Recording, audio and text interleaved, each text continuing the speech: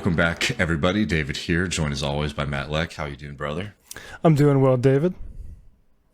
And we're very honored to be joined today by Alice Speri, who is a reporter with the Intercept.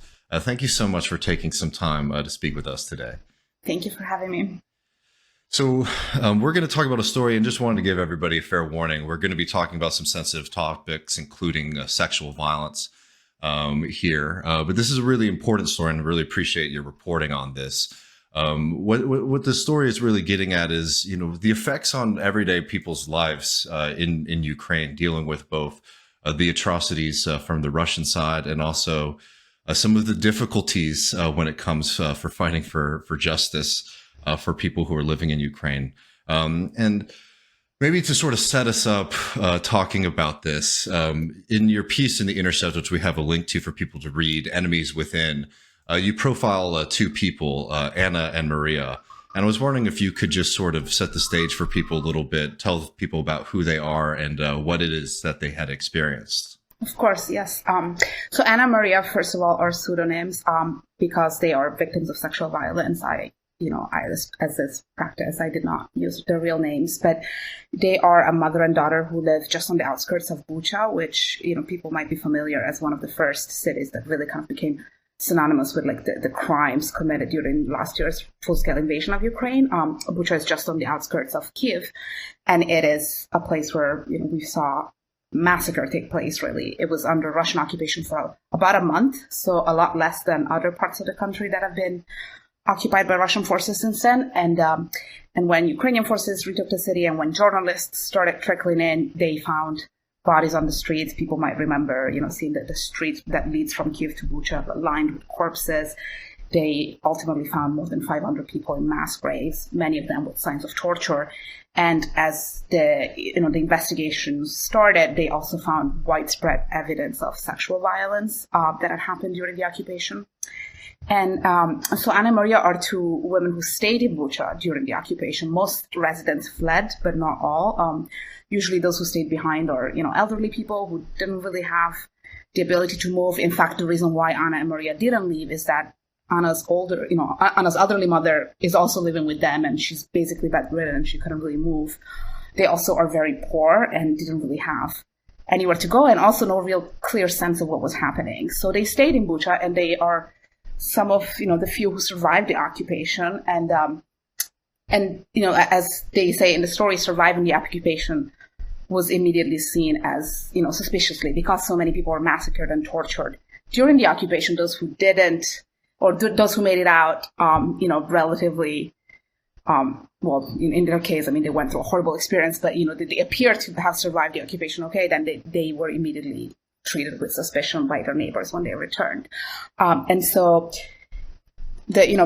I'm sure people can go into the story. It's quite long and it gets into their ordeal in detail, but just to give you a glimpse of what happened, Anna was threatened by soldiers. She was sexually abused by soldiers. And in order to protect her daughter, who was 13 years old at the time, she essentially made a deal with soldiers and, ended up being abused by dozens of them over the month-long occupation of Bucha, in order to protect their daughter. When the occupation ended and her neighbors returned, because they saw her as having somewhat acquiesced to this, Russian threats and having agreed basically to have relationships with Russian soldiers, so she was immediately viewed as a collaborator. And the story really focuses on this idea of collaboration, which is by no means unique to Ukraine. It's something that we see in conflict over and over again. And it's something that, repeatedly, institutionally, we see a failure to address. In Ukraine's case, we had very sweeping legislation that was passed shortly after the invasion that essentially criminalizes almost any contact with the enemy. And so Anna, while a victim of sexual abuse, of, really horrific sexual abuse during the occupation of Bucha, was also treated first by neighbors and then by Ukrainian law enforcement as a suspected collaborator. Yeah, and I'm happy to go into more detail, but I don't know. Yeah, no, I'm trying to be sensitive about it too, because it's incredibly shocking. But people should really read the piece. It's difficult, to read because of subject matter. But this was somebody who was being brutalized by the soldiers. This relationship was punctuated with, brutal sexual violence, but also these little details that you noted in the piece is that like they would announce like their presence by firing a gun into the air, or regularly armed and, waving around their weapons menacingly, against, both Anna and Maria. And like, and I think it's really notable and important to remember too, that, there's this very real threat that this person is under the whole time of not just like, potentially death to themselves, but also to serious, horrific sexual abuse potentially happening to their daughter.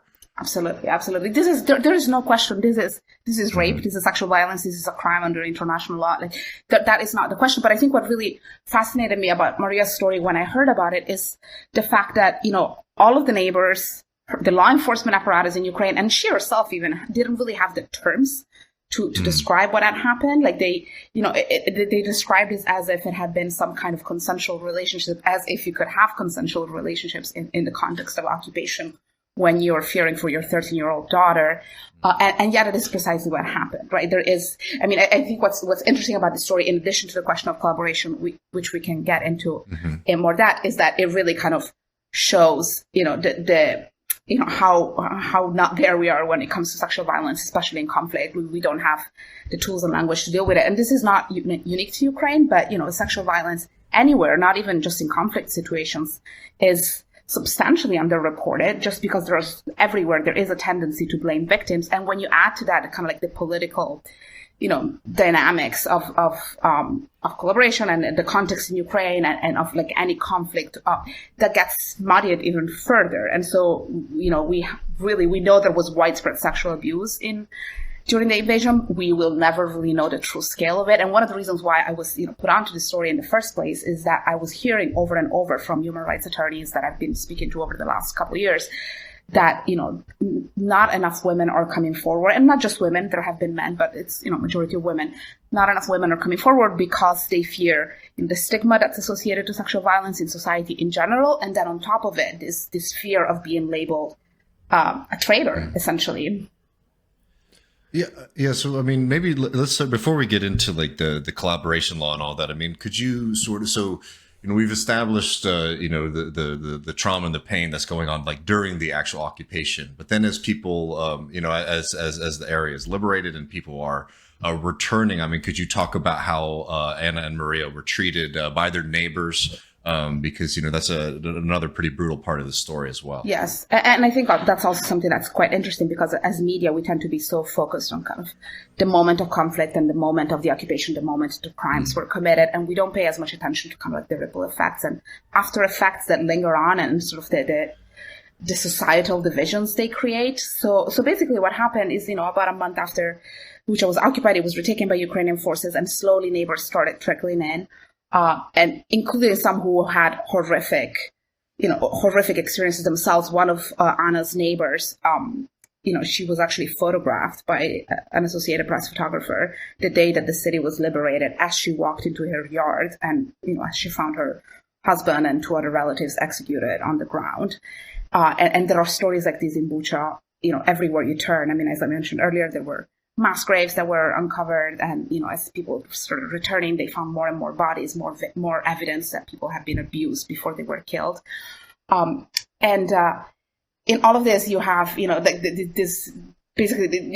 Anna and Maria who had survived the occupation because they had because Anna had basically made this deal with soldiers. They were fed, and they didn't look as if they had gone through the sort of trauma that some of the other neighbors had gone through, although we know from them that their experience had been just as horrific. And that was immediately a cause of suspicion. There was also a lot of looting that took place in Bucha, as happens in conflict everywhere. And so they were accused of having looted from neighbors' homes. Many of the residents who stayed faced similar accusations. And so basically really what we saw everywhere in Ukraine, as territories were liberated, we saw neighbors kind of turning on each other and pointing fingers at each other and asking questions about those who stayed. And those who stayed have a lot of resentment towards those who left because they felt abandoned, and they have a lot of resentment toward Ukrainian authorities because they felt like they were not really given tools to kind of survive. They're not really sure how it is that you're supposed to behave under occupation in order to not be considered a traitor and also to survive. And that really gets to the question of like collaboration of, it doesn't really take into consideration the circumstances of life under occupation. And so that, over time that kind of grew into further conflict. And in Anna's case, I mean, she was already somewhat ostracized in Bucha. She was, a widow. She's quite poor, as I mentioned. She's like a rather eccentric person, and she had like, a bit of a reputation before the occupation, and after the occupation that just escalated to, neighbors pointing fingers at her and accusing her of having fed intelligence to Russian soldiers. So like not just of having looted, but also having given soldiers information about, neighbors who ended up being killed. And all of this without evidence, right? We have no idea what actually happened. And, but that really kind of points to some of the, the fissures that we're seeing. And I told this story, but this same scenario is playing out over and over again in every liberated town and village. And what the story is hoping to get at is the fact that while some of this is, I guess, normal in society, like that's where you need government institutions to step in and sort of have a policy and have kind of like a vision of how to deal with these divisions in society. And instead, what happened in Ukraine is really the criminalization of any kind of contact with Russians, which, has led to thousands of Ukrainian citizens being prosecuted. And so not only you have the neighbors pointing fingers, you now have actual criminal cases against many of these people. Some founded, there absolutely is real collaboration that took place. And then some that are just based on suspicions and gossip and, rumors. Yeah, I mean, let's talk about the collaboration law a little bit here. If you could sort of take people through how that came into being in the first place, because I remember in your piece, you noting that there were attempts to put these things forward maybe in 2014. So if you could talk a little bit about how it was established, and also I think one thing that's really important that you note in your piece too, and you were just saying as well, is like it's a massive scope of people who can get wrapped up in this, from things, as you were saying, it's like, that are like, you can prove like, hey, here's collaboration, to things that, are very minuscule if you were to, consider the fact of this massive war going on, coming after some of the people that they're coming after. It seems a little over the top. Yeah. So, the first calls for the legislation were really came on the heels of the 2014 Donbass conflict, when we had, Ukrainian separatists that were backed by Russian troops that basically seized control of, large sections of the country and that have been under occupation since then, Crimea, then Donetsk and Luhansk. And those are territories that Russia like unilaterally annexed also during last year's invasion. And so at that time, when Ukrainian forces were able to regain control of some of the territories, there was a lot of demand from local residents to punish those locals who had contributed to the separatist effort. Particularly at that point, the focus was on elected officials. So initially, the law was aimed at, politicians, municipal workers, mayors, people that were in positions of authority who helped or were, believed to have helped the separatist effort. At that time, there wasn't really a political desire to pass this legislation. There were a lot of questions about it. I think people recognized that there are real divisions in Ukrainian society, and that's actually something else the story tries to get at. It's, since last year's invasion, the Ukrainian government has been very good at projecting this sense of like national unity that's absolutely there in a sense, like the country is very much unified in response to the Russian invasion. But it is also true that there are Ukrainians that have been pro-Russian in some way or the other. There are Ukrainians that welcomed the separatist effort back in 2014. And there are even some Ukrainians who initially welcomed the invasion last year. And I think it does nobody any good to kind of pretend as if those differences are not there. That doesn't take away the fact that this was an invasion. There is like there's no question about that. But I think, kind of glossing over the differences that exist in society is ultimately going to do more harm than good. And so I think legislators back in 2014 recognized that. There also were already a lot of other laws on the books that could have been used to go after some of these people. There was already a treason law and other, articles of the criminal code. And so there were several proposals, but the law was never really taken up to a vote. Then in February 2022, when the invasion, the full-scale invasion started, within days, Zelensky's party reintroduced the law. And this time it was passed really quickly with basically no debate. And it was a version of the law that was much broader than the initial proposal that had really called only for civil penalties, primarily for elected officials and municipal workers. And so, it was calling for bans from public office and things like this. Instead, the version of the law that ended up passing is quite sweeping. It prohibits a really broad range of behavior from, participating in some of these elections that hold quotation marks elections that Russian authorities are holding in occupied territory. It also applies to pretty much any, municipal worker or jail staff. Actually, is certainly some of the ones that have been prosecuted most. Police that continue to report to work under the occupation authorities, and also it applies to a lot of teachers and school administrators that continue to report to work under occupation authorities and therefore taught what is considered under the law to be, well, not just what is considered under the law, what is effectively Russian propaganda, and that is another subsection of the law. So a lot of the people that have been prosecuted are actually people that, worked in schools under the Russian authorities. And then it also, it criminalizes basically the public denial by any Ukrainian citizen of the fact that this is an invasion and there is a war of aggression against Ukraine. And that can be really anything. That's essentially somebody going online and posting their opinion. And we have seen a lot of those prosecutions. And, a lot of these are relatively minor sentences, but we've seen also, major prison sentences. And then, as we mentioned earlier, there is, of course, a real collaboration that does happen. There is real feeding of intelligence to the Russian military. We've seen that lead to attacks on civilians. So, this is not to deny that the collaboration happens and should be criminalized to a certain extent. But the law that ended up passing really could apply to tens of thousands of Ukrainians. I mean, it applies to, people in villages that are selling food to soldiers. It could apply to potentially anyone that's lived under occupation for the last decade. I mean, anybody in Crimea. Some of the people who've been more outspoken about this are representatives of Ukrainians in Crimea and people that have been under occupation for so long that inevitably they've collaborated with the enemy in some way. So that's kind of the legislation in a nutshell. The other thing that I think is really interesting is because I focus a lot on international law, and Ukraine has really made a push. The Ukrainian government has made a push to really, they have the ICC investigation underway. They're working with all kinds of international experts in prosecuting some of these tens of thousands of crimes that they're investigating. And so they're really sort of looking to live up to international standards when it comes to accountability. But even international law actually has a bit of a blind spot when it comes to collaboration. No country has quite done. I mean, you can think about examples of collaboration, after World War II in France.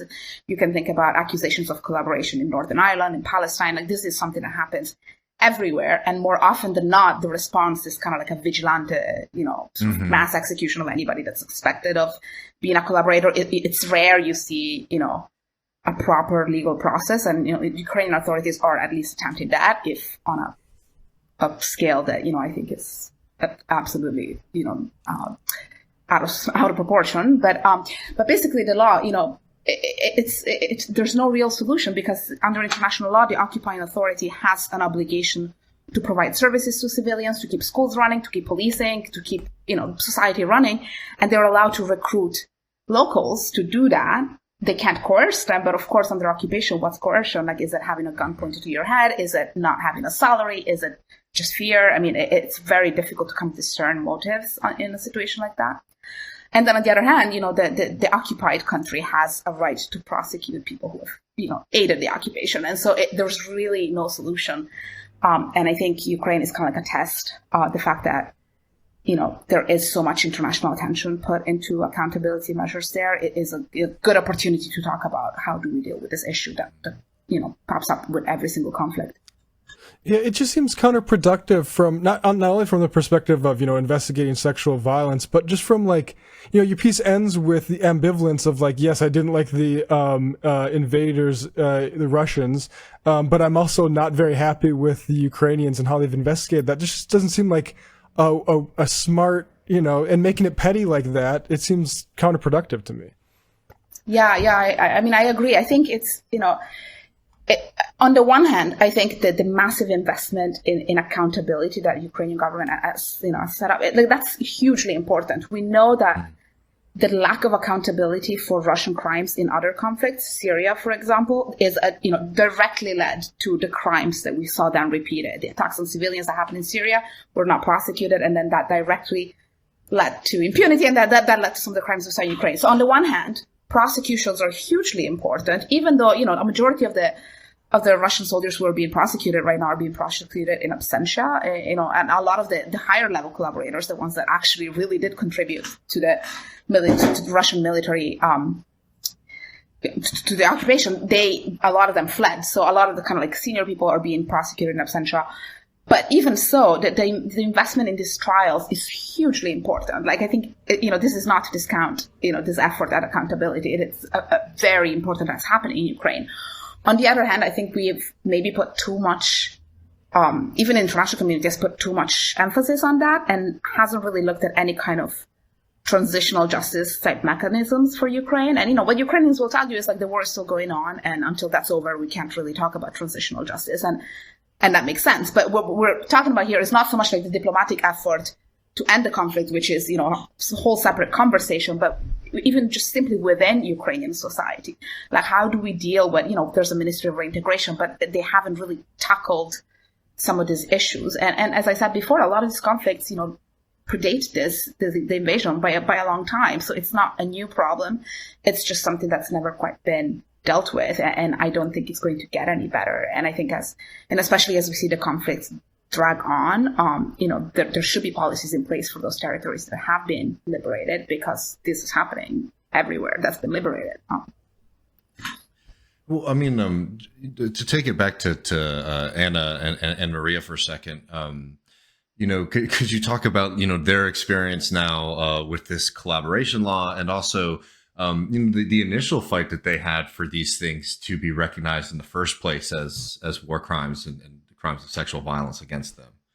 And Yes, maybe the prosecutor, Roman Pishik, too, as well. Yeah, so so basically, once Bucha was liberated, neighbors had already become suspicious of Anna and Maria, because there had been all these social media posts during the occupation that were saying that they were hanging out with Russian soldiers. They had Russian soldiers in their yard all the time. They had accused them of looting. So when neighbors returned, they reported her to police. And first, local police turned up and really treated them with a lot of suspicions up front. They saw that they had paint canisters in their garage, and said that that's what the Russians used to bark the homes of allies. Like, they really immediately kind of like dismissed their claims. And Anna was very, very open with both law enforcement and her neighbors about what happened, including the sexual violence, and nobody really seemed to take her seriously. There's certainly this element of, you're, it's just like not taking her seriously, not believing her, which is something that, victims of sexual violence face all the time. And in her case, it was kind of like compounded by the fact that there were these other suspicions about her. So she reported what had happened to her to local police. There was an investigation opened by a local prosecutor who took Anna to a medical exam, where she described this horrible scene of being in a waiting room, seeing all these elderly women waiting for a medical exam as well, because those were most of the women who stayed behind were women who couldn't leave. And so she had done what she had done to protect her daughter, who was 13, but then she realized then that she probably in the process had protected her mother as well, who was 74. And then after that, she never really heard anything about her sexual violence case. Like, she reported a sexual violence from the start. But instead, what ended up happening is she was seen as, first a suspected looter and then a suspected collaborator. So she had a string of law enforcement officers, at first local, then national police, then national intelligence, come over to her house, search her house without really explaining what they were doing. Her daughter was treated, pretty roughly by police. She was handcuffed at some point. They took all the family's phones away. So it was very clear that they were being investigated as opposed to treated like the victims they are. And this is for, the first several months after Bucha was liberated. And up until late summer, fall 2022. So Bucha was liberated in early April. So for months, she was treated like this by police. And then the Ukrainian Office of the Prosecutor General opened a special conflict-related sexual violence unit under its war crime division. So several months in, as the Ukrainian government kind of built up this apparatus to deal with the massive amount of crimes it was facing. They have more than 80,000 investigations open. They kind of started build up expertise, build up teams of people that could deal with this. And so the Office for Conflict-Related Sexual Violence was taken over by a female prosecutor who a lot of international experts came in, and there was a little bit of a reckoning that, up until that moment, Ukrainian law enforcement have really failed victims. And so there's been retraining underway. There are some pilot programs in Kharkiv and in Kherson, which have, also been liberated. And so there's definitely a recognition that there was a problem, and there's some early effort to do something about it. It's a long road. I mean, you don't easily kind of change the culture, not just of, multiple law enforcement agencies, but also of like an entire country, right? And so that's, slowly that's been happening. So at the same time, for instance, the SBU, Ukraine's intelligence agency, recognized, Anna as a victim of violence, gave her documentation that gives her victim status. At the same time, they took her to a polygraph exam where they asked questions both about the sexual violence she faced and also about what kind of collaboration, or what kind of information she might have exchanged with Russians. So it's never really clear. Are they treating her as a victim? Are they treating her as a collaborator? Is it both? And really the story kind of makes the point that the authorities really had no system in place to deal with this. And so what we know now is not much because, there's no official charges were ever filed against her that she knows of. A lot of the collaboration charges are, national security related. So there's they're not kind of disclosed even to her attorneys. But her attorney doesn't believe that the collaboration case against her is ongoing if it was ever formally launched. There is a sexual violence case. She is a victim and witness to war crimes. So she's been called into Kyiv multiple times to identify soldiers. But at this point, it's been, almost 2 years. She has stayed in Bucha. She, neighbors despise her. She is completely, she's been completely isolated. She's also come under attack. She's had her fence vandalized. She's had her windows broken. Maria's been attacked by neighbors, and it's interesting because one of the people I interviewed about the origins of the legislation said that there is a need for a legislation on collaboration because if you don't have the government intervene to address an issue that is real, then what happens is people take it in their own hands, and we'll definitely see that happening, whether or not their suspicions about their neighbors are founded. So we're definitely seeing a lot of vigilante type responses to this issue. Neighbors don't believe that she's a victim. They don't believe, they basically believe she's making it up and she got away with it. And so, prosecutors may not be going forward with a collaboration case against her as far as we know, but she's basically been judged by her neighbors already. So, from her perspective, and, she has this very striking quote that I include in the story, pretty much every Ukrainian I have talked to refers to Russian soldiers as the orcs, these fairy tale monsters. And so does Anna, of course, because she's had this horrible experience with them. But at the same time, she said, sometimes like Ukrainian police behave like orcs themselves. And, she talks about this horrific ordeal she went through during the occupation and says that wasn't even the worst of it. So it really, the occupation of Bucha has ended, but things haven't really ended for her. I mean, in closing, I mean, I know we've sort of been talking around it, but in terms of building out any kind of solution or movement around this, I mean, what are people in the human rights world saying? What are legal experts sort of saying that can sort of be done? But I mean, it just seems really difficult to get your head around. It's extremely difficult, and it's not just kind of coming up with solutions, but also just talking about it. One of the things that drew me to this story in the first place is that I kept hearing from human rights advocates, Ukrainian and international groups also that are based there, that this is kind of like one of their primary concerns, and yet that they don't feel that there is a political space to talk about this. So there are a few organizations that have called for amendments to the legislation, for instance, to kind of rein it in a little bit and like only focus on major crimes. And instead, there are proposals to make it even harsher. So, right now, like Ukrainian authorities are not really anywhere closer to kind of reforming this law.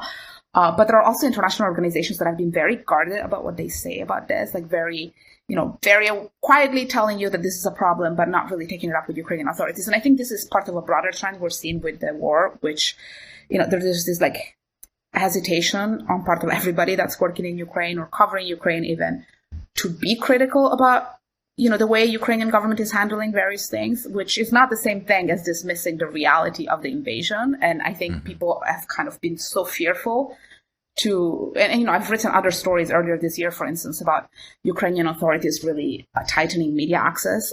It's of course, not comparable to Russia, where you have, an American journalist in prison as we speak. But Ukrainian authorities have very, very much sought to control the narrative that comes out of the conflict. And so in a way, we've seen a ton of coverage of Ukraine, but we've seen a lot that doesn't get written about. And this issue of collaboration is something that, you're seeing some stories here and there, but it's not kind of reported on to the extent that it is it's happening. But yeah, in terms of solutions, I think it goes back to the fact that there has to be some kind of transitional justice plan for Ukraine at some point. And, of course, the conflict is not over, but there are many, many people like Anna and Maria who are now kind of trying to figure out, where they stand on this. And the other thing is there's been a lot of confusion around collaboration. Like we've had, for instance, Russian authorities have been issuing passports to people that live in occupied territory. And you've had some Ukrainian officials telling people, do what you need to do to survive. If that means taking a Russian passport, take a Russian passport. You just gotta hang in there until, we can come and liberate you. And then you've had other Ukrainian officials saying that is treason and you should absolutely not take a Russian passport. So like that kind of shows you some of the contradiction. There's no clear message. And I think part of the problem is that, when you look at collaboration, it's like people, I guess like the standard that's been set is like, the bravest resistance is the only acceptable form of the only acceptable response to the occupation. So anything short of full-on resistance is treason. And that's just not how life works. People still have to feed their kids. People can be scared. Some people, there's all kinds of reasons why people may end up collaborating. And I think we need a more kind of like holistic approach to how to deal with them. Yeah. You should want people to live to, help rebuild, whenever we get to the end of this. And I do think like what I kept thinking about reading the story is like how when we hear about war, whether it's this invasion or, invasion of Iraq, rape is a huge part of that. Like, and I don't think, like you said, with the political space, like I think we just need to have a broader understanding as people who oppose the use of military force that like this is actually part of those sorts of operations. Yeah, definitely. I think the war in Ukraine, if anything, has kind of brought attention to issues that we've seen play out in conflicts over and over and over again with very little attention.